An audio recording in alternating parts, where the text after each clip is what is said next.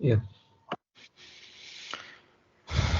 Yeah, so um, we'll solve some problems regarding the week 2 topics on week 2, basically, which is neural networks and essentially perceptrons. um, so what is the range of the first question is, what is the range of sigmoid function? um, right, so how a sigmoid function looks, right? This is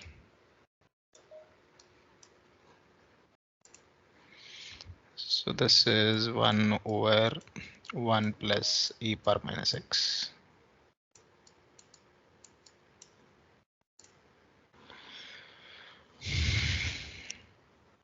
What happens when, so this is a continuous function,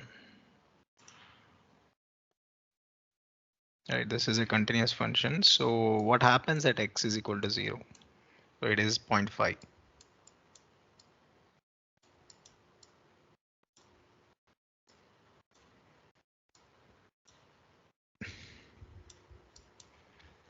What happens if x goes to plus infinity, right? This is 0. At x is infinity. Yeah, this term is 0. So all you have is this thing converging to 1. Um, it doesn't cross 1, but yeah, it approaches 1 at x is equal to infinity.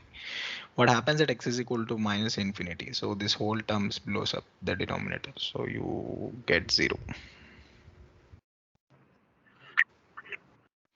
right? So this is also a sigmoid looks like. Um, you can see this is a increasing function, right? This is sigma of x.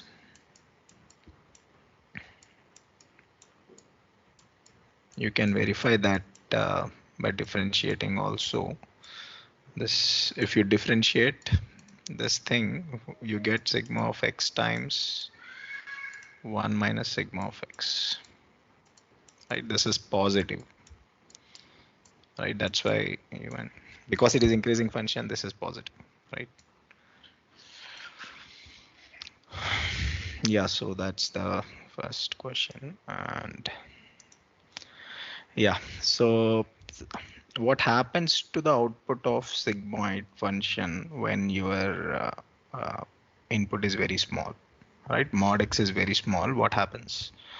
Um, right. So here around this point, when your input lies here, right, in this range, what happens? Basically, your output lies pretty close to 0.5, right? So that's what you're expected to answer, right? The output approaches 0.5. Now, think there is a theorem that says a single hidden layer with infinite, I mean, with any arbitrary number of neurons can approximate any continuous function, right? So this is not Bayes' theorem because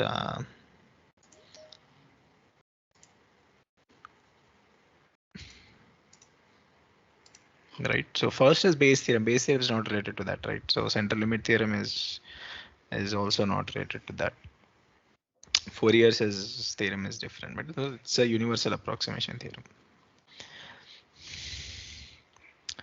And yeah, so the fourth question is you want to approximate, we have a function that we want to approximate using say 150 rectangles. How many neurons are required to construct that? So here is the way to visualize. So there is some function, right? Some continuous function, and you want to approximate it by say 150 rectangles. Right, these rectangles are 150.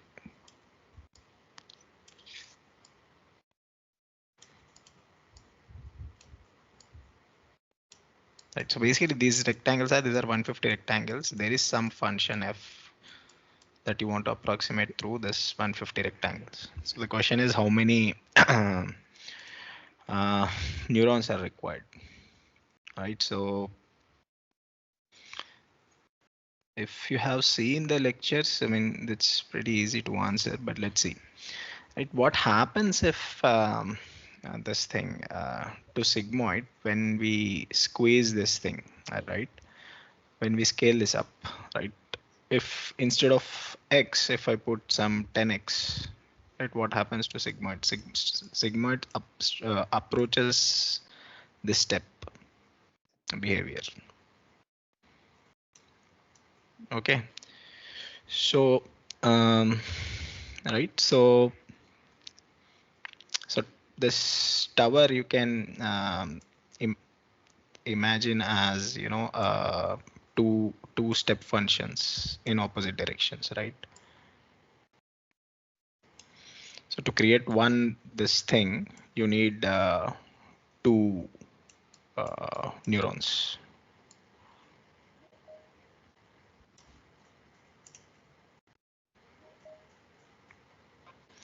Right? Because there are 150 of them, you will need 300.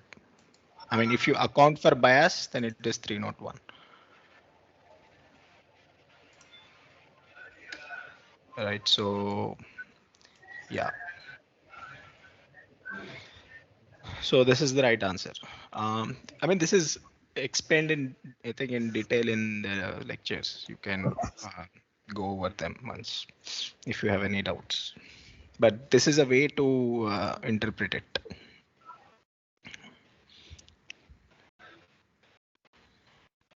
Mm,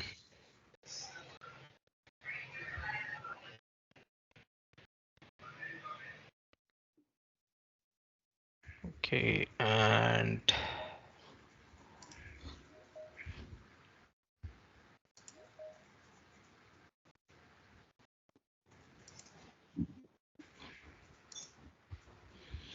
yeah, so a neural network has two hidden layers with five neurons in each layer, and an output layer with three neurons, and an input layer with two neurons. How many weights are there in total? So this is a configuration. We have, I think, how many at the input? Two neurons at the input, right? Okay. So we have two neurons at the input, and you have find two hidden layers with five neurons. Same thing here. And three output layers. So how many number of parameters? Anyone wants to take a guess?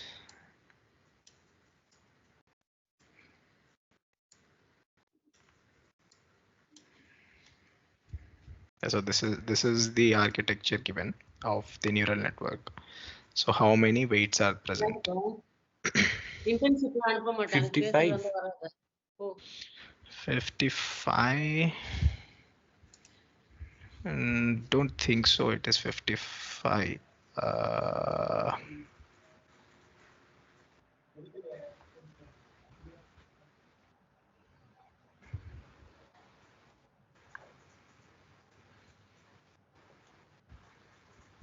So this is the weights of layer 1, weights of layer 2, and weights of layer 50. 3. Not even 50, I think. Probably, yeah, that's correct. எத்தனை Let's see. Arrear வச்சிருக்க? So what is the arrear ஃபுல்லா dimension? Title What is the arrear dimension of அனுப்புவாங்க. W1? Arrear வந்து அனுப்பக்கூடாதுன்னு சொல்லிட்டாங்க. Arrear போ போகக்கூட அனுப்பக்கூடாதுன்னு சொல்லிட்டாங்கடா. அதுக்கு மேல நான் ஒண்ணும் பண்ண முடியாது. அன்னைக்கு சொன்னாங்கல்ல, உங்கள்ட்ட வந்து சொன்னாங்கல்ல, அரியர் இருக்கவங்க போகக்கூடாதுன்னு. சொன்னாங்களா? சொன்னாங்களா இல்லையா? ஆ. அதுக்கு மேல நான் என்ன செய்ய முடியும்?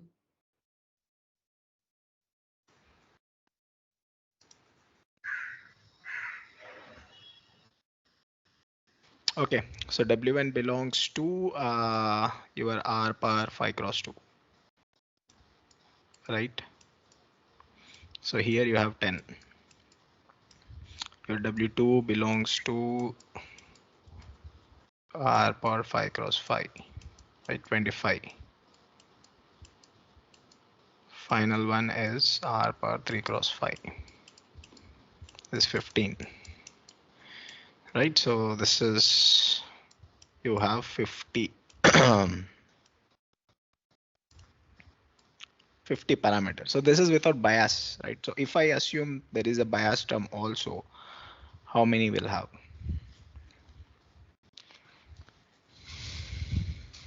Right? 63. Here you have plus 5, right? Here you will have plus 5. Here you will have plus 3, right? Bias you can have for every layer. So 13, 63 if you have bias. Okay.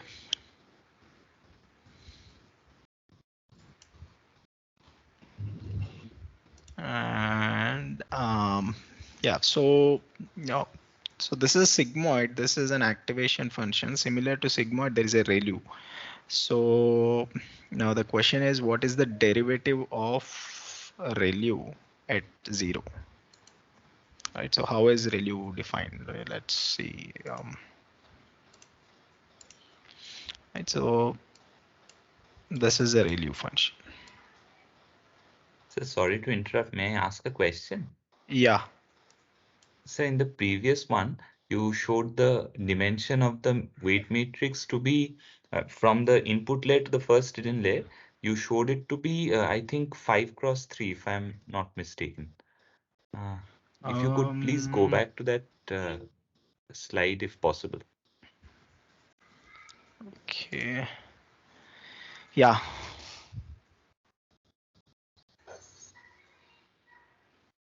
Which one?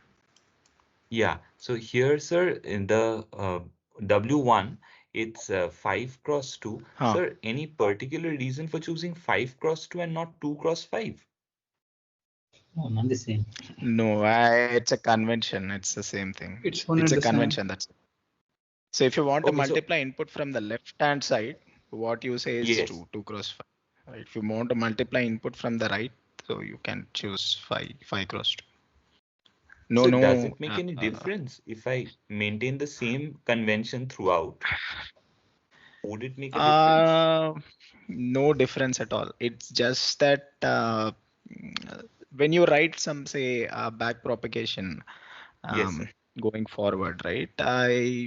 Yeah, it's typically better to interpret this that as 2 cross 5. Um, I mean, it's up to whatever you're comfortable with. It's up to the convention that I'm following. So whatever convention I'm Yeah, using, if I follow it from start to finish, it would work, right? right, right. So whatever you Okay, follow, thank you your so much. end results should not make a difference, right? All right. Any Thank you so conclusions you much. Thank draw, you. that should not make any difference. Right, right. Thank you. Thank you. Okay, so yeah, we are at ReLU, right? Hmm.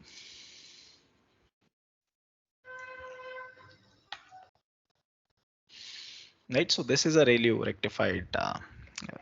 This is an activation. Along with sigma, this is an activation.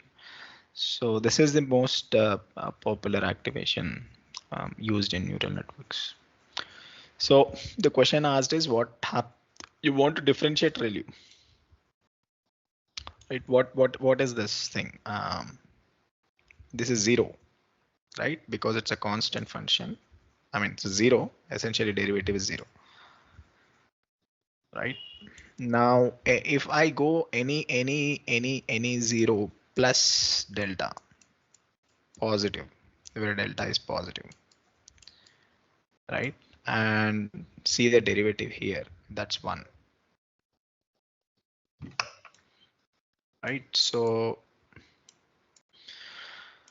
this is your y dash of x, right? This is y of x. At 0, what is happening, right? At 0, it's not defined.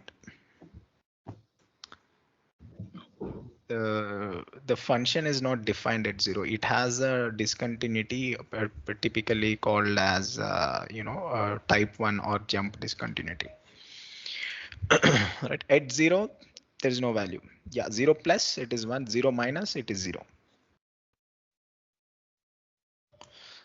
Right, so in practice, typically you don't encounter a neuron to be exactly 0, highly unlikely.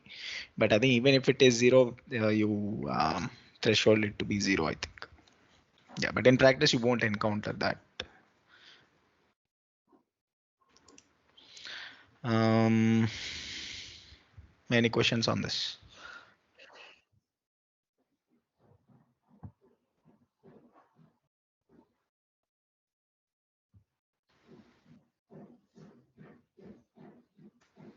Okay. Okay, so you're given a function x cube minus 3x square plus 2, and you want to find the value of updated x, right, after third iteration of the gradient descent when your learning rate is 0.1 and your initial point is 4, right? So x cube minus 3x square plus 2. Okay, so f of x is x cube minus 3x square plus 2. X naught is given to be 4 and your alpha learning rate is 0.1, and you are asked what happens at third iteration of the gradient descent, right? So what is the gradient descent step? Xt plus 1 is xt minus gt times alpha. The alpha is your learning rate, right? So x1 is x0 minus g0 times alpha. What is gt? Is your 3x square minus 6x. gt at 0, I mean essentially it is at x0, right? So that is 3 times 16 minus 24, right? So this is 24. You started with 4, learning rate of 0.1, and you have a gradient of 24, right? What you end up is 1.6, right? Similarly, x2 is what? x1 minus your g1 times alpha, right? So 1.6 minus your g1, you have to evaluate at 1.6, right? So what is that? 3x times x minus 2, right? So this is 16 what it is, plus 3 times 1.6 times 0.4,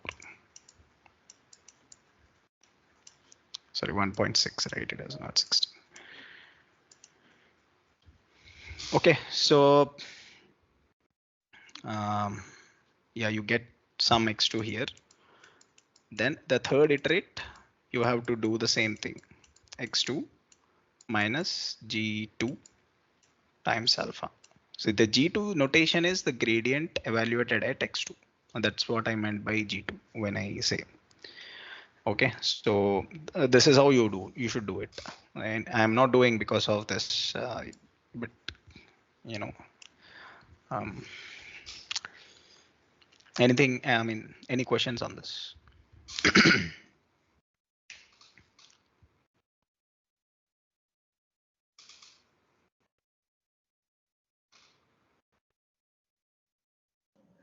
Sir, one small doubt. Yes. That G is same for all the iterates, na? So we have to change is- only it that is- X value.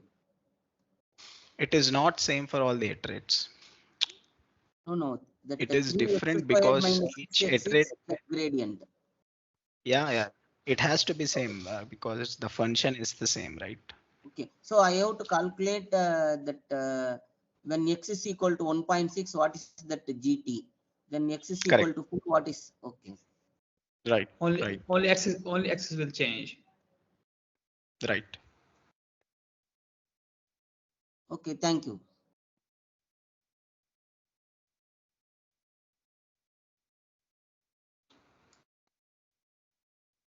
Yeah, it's again the same question regarding this universal approximation theorem. So your single hidden layer neural network with any activation can represent any continuous function that comes from this universal approximation theorem.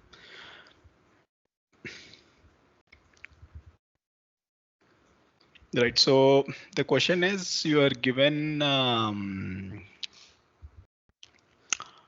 inputs. So there are how many possible Boolean functions you can have for 3 inputs? Any guesses? 256. 256. No, it is 65536. Option A. That's 65536. That's too much. Right, 256 is right. Does anyone know why it is 256? 2 power 3. Yeah, why did you get that 2 power 3? It is 2 power 2 power n number of Boolean functions.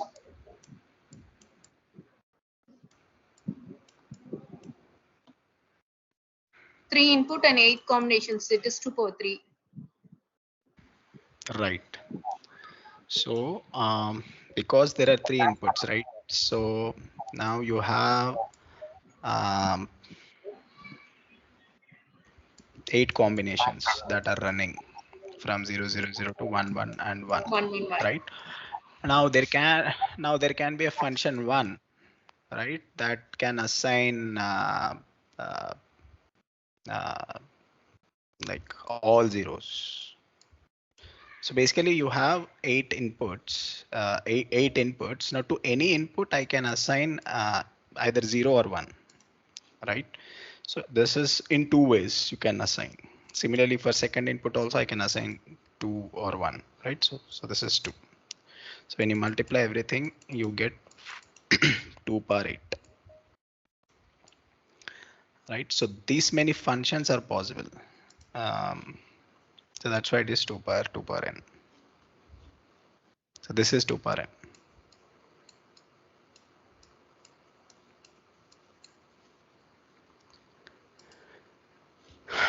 Yeah, so I think we are going to the last question of the day. Sir, sorry to interrupt. So how May many I ask? neurons? Yeah, One more question. Sir, please. if you could please go back to the question on gradient descent for the third iteration. I believe question number 9, if I'm not wrong. Or not, question number This 8 one, rather. this one, Yeah, this this one. this one. Yeah. Yes. So just one question. Sir, when we are calculating the gradient, uh, wouldn't it be the same as in like we find the expression for the gradient once and then we use it for the I lost consecutivity? your voice. I lost your voice. Yes, Can you sir. Am repeat? I audible now? Yeah. Yeah, sir, please correct me if I'm wrong. Like I'm having a bit of difficulty in understanding this because I'm new to the subject. So, sir, this Yeah, please gradient tell that we me. are calculating, um, the derivative of the loss with respect to the parameters. So, sir, don't we calculate this just once and then reuse it across all the iterations, the expression? So that's what we do, right? In neural network, that doesn't happen. Okay. There are other reasons for it. I see. Right. So So that's what we are doing as of now here. Yeah. So like, sir, you have calculated the GT. Like Right. first you did, here I've noted it down as well. You first did 3x square minus 6x, and then you again differentiated it for the Right. next iteration. And then again you differentiated it. So sir, like No, this, no, we no. have I to, haven't differentiated again and again. So I just okay. differentiated and substituted these values. If you can Okay. compute a closed form. Understood, understood. I think that is where I made a mistake. Okay, thank you so much. Right. Okay. Yeah, so finally, this is also, I think, a direct question from the lectures. How many neurons you need in a hidden layer to learn any Boolean function with 6 inputs? Right, so that is 2 per 6. Yeah, I think that's what that is explained in the lectures. So you need 2 per 6. So I think I'll just briefly go over what's the trick being used is. Say if you have 2 inputs, right? So you can assume 0 to be -1, 1 to be 1, something like that. And then the way you pass this, add this thing, only one of this perceptrons fires, right? So in that way, the output will be your W, whatever W weight you assign, right? W1, W2, W3, W4, right? Depending upon, I mean, the way you structure, you have to input is only one of this will fire and your output is W1. And you're free to choose whatever W1 you want, 0 or 1. Like this, the way I explained, right? So yeah, essentially that's the trick. Yeah, any questions I can answer in next couple of minutes. That's all I have for today. Can you repeat the universal approximation theorem? Universal approximation theorem, what it says is No, after sampling, you are saying because 150 neurons are there, no? Then you are saying each sampling will take 2 neurons. not each sampling. I think what I said was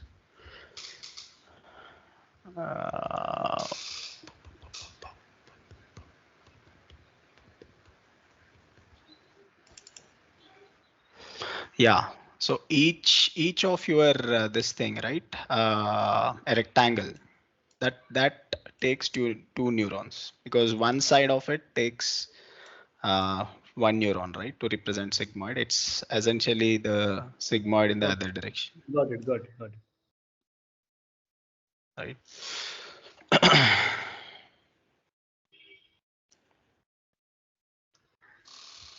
Let me stop recording.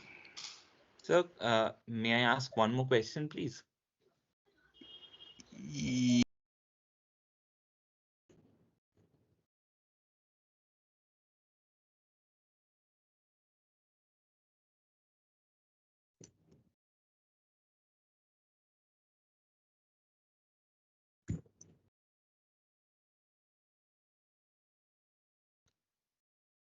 We now discuss the convergence of perceptron algorithm.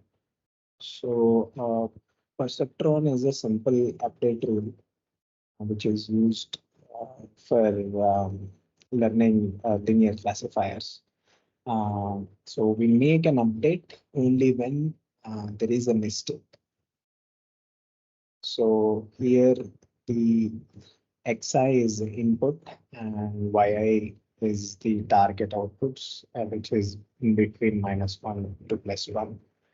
And we classify it as correct if yi times w transpose xi is positive, and we classify it as -1 when yi times wt transpose xi is negative. So to make a mistake, only when yi times wt transpose xi is negative. That means this yi and the prediction rule, they disagree with each other. So perceptron makes an update only when there is a mistake, and this is simple update. Just add xi with this key with the sign of yi. Right. So to analyze this, um, we take the norm square of the update rule. And so norm of wt plus 1 whole square is equal to norm of wt plus yi times xi whole square. Right. So after expanding this, get a norm wt square, norm xi square, and 2 times y times w times xi. So we also assume that the inputs are bounded and the parameters of the perceptron model are bounded by r square and b square, respectively. So remember that we make this update only when we make a mistake. That is yi times wt transpose xi is less than 0. So 1 gives to below inequality, right? Because this is negative, only then we have made this update. So this is less than or equal to norm wt square plus norm xi square. So if we keep continuing this and we assume that w0 is 0, we get norm wt square is less than t times r square.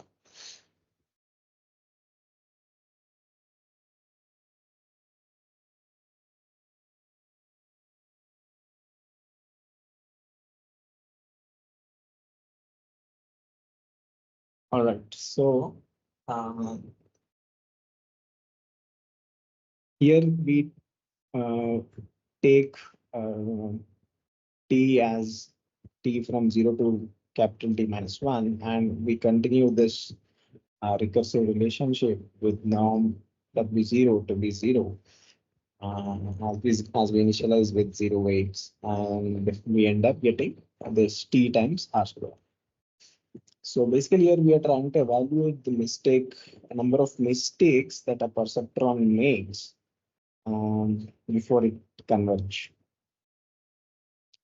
Right, so again, let's consider this is one inequality, and let's again consider that wt plus 1 is wt plus yi times xi. This is just a simple perceptron updater. Now consider there exists some w star that can classify all the inputs correctly. So we assume the existence of such a classifier. Then we consider this quantity w star inner product with wt plus 1, and we get w star times wt plus y times w star times x. So remember that because w star is ideal, w star transpose xi is always positive. So this quantity is greater than or equal to, w star transpose xi is always positive. We assume that the minimum value is the gamma is decided by gamma when minimum is taken across all the i's. So this can be lower bounded by this value. Right? So the first term remains the same, but yi times w star transpose xi is replaced by gamma. Right. So if we assume there exists w star such that w star xi is greater than or equal to gamma for all the values of I, right? So the w star times wt, if we continue the same iterations from 0 to capital T minus 1, so we end up getting t times the gamma. And if we assume we start with the 0 value as our initialization w0, then we have t times gamma is less than or equal to norm WT times norm W star. Right, so W star is less than B, but norm WT from our first identity, we can get norm WT is less than square root of T times R. So we substitute here. So what we end up getting is T times gamma is less than or equal to the square root of T times the norm of R. Not norm of R, it's just R since R is positive, and B. Hence, the what we end up getting is the number of that capital T represents the number of mistakes we made as per the analysis. So before converging, the perceptron can make at most these many mistakes. So this is upper bounded by R square, that is the radius of the input, and B square, that is the norm of the perceptron model, which is W, and the gamma square. So gamma square represents the margin. So more the margin, uh, uh, so we make lesser mistakes. The margin is very small and we make more number of mistakes. This is kind of intuitive as well, if you think about it. So this is the perceptron mistake bound before it converges. So remember that perceptron always converges when the data is linearly separable. And what this bound says is, before converging, it can make it max these many number of mistakes.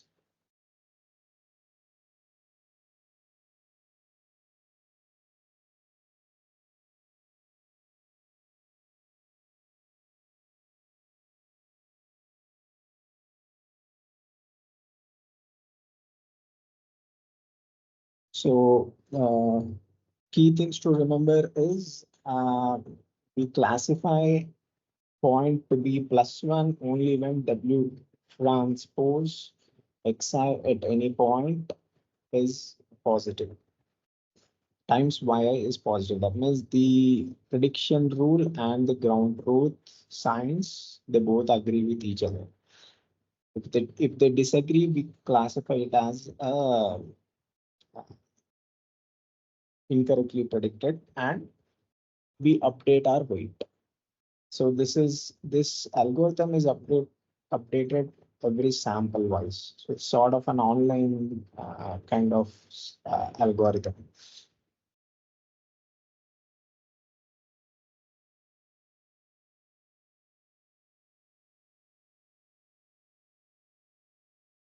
So key assumptions we made is the parameter, the perceptron parameter, the model parameter, which is WT, it is bounded for all time steps.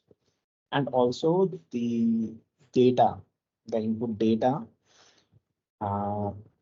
is also bounded by R square. Norm square is bounded by R square, and norm of the model parameter is also bounded by B square.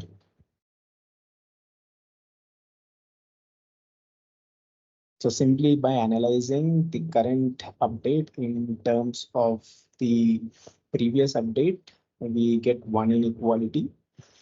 And when compared with the optimal W star, we get another inequality in the other direction. And combining these two inequalities, we end up finding the mistake bound for the perceptrons.